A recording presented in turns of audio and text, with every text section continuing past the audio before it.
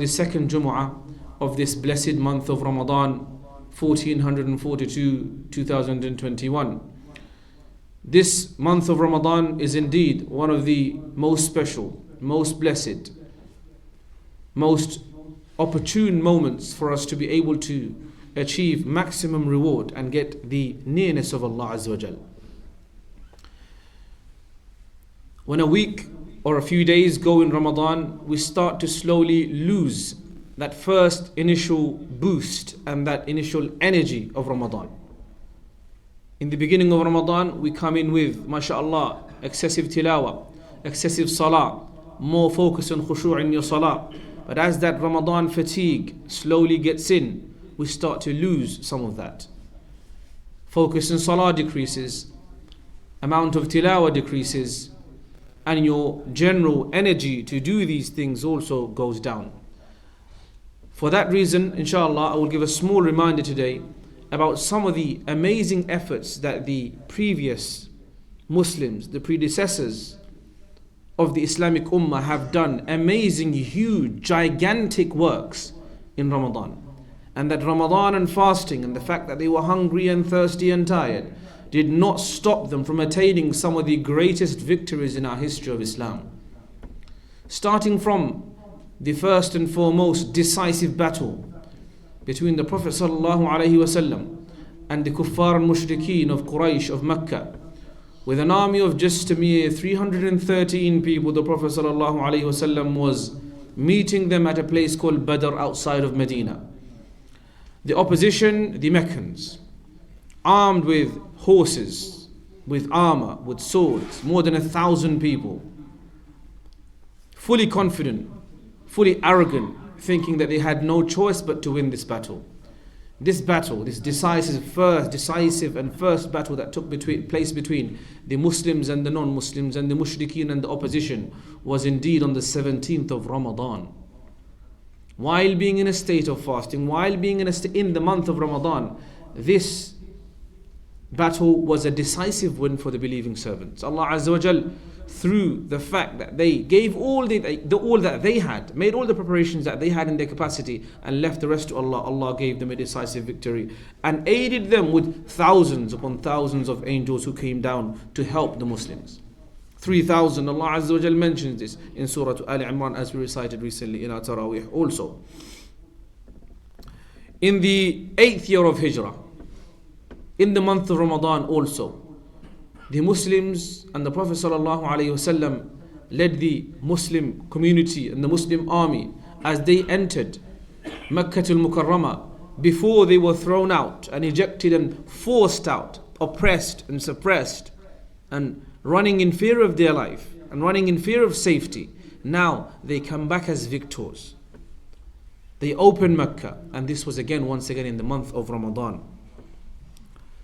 92 years after the hijrah of the Prophet ﷺ, there was a great conquest that took place from North Africa into Europe, into Andalusia, into Spain.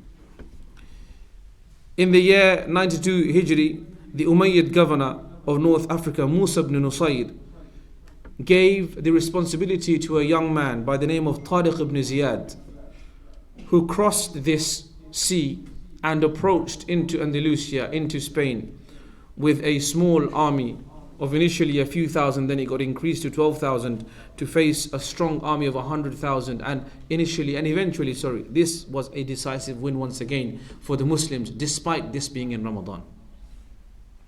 We carry on, we come to the time of Al-Imam Salahuddin Al-Ayyubi in the year 582 Hijri, when the Crusaders had rampaged and destroyed much of the Middle East and the Muslim countries.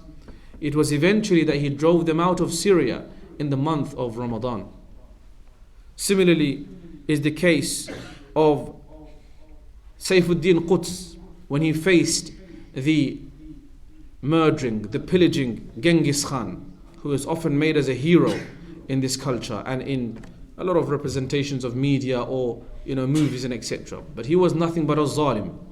He went to Muslim countries, killed and shed the blood of thousands upon thousands Muslims across Middle East It was in the month of Ramadan that Allah gave the tawfiq to Sayfuddin Quds with the Muslim army to meet them in a place called Ain Jalut on the 25th of Ramadan, that they defeated the unchallenged, the merciless Genghis Khan army, and they had to then retreat and stop in their pillaging and their crusades and in their destroying of Muslim lands.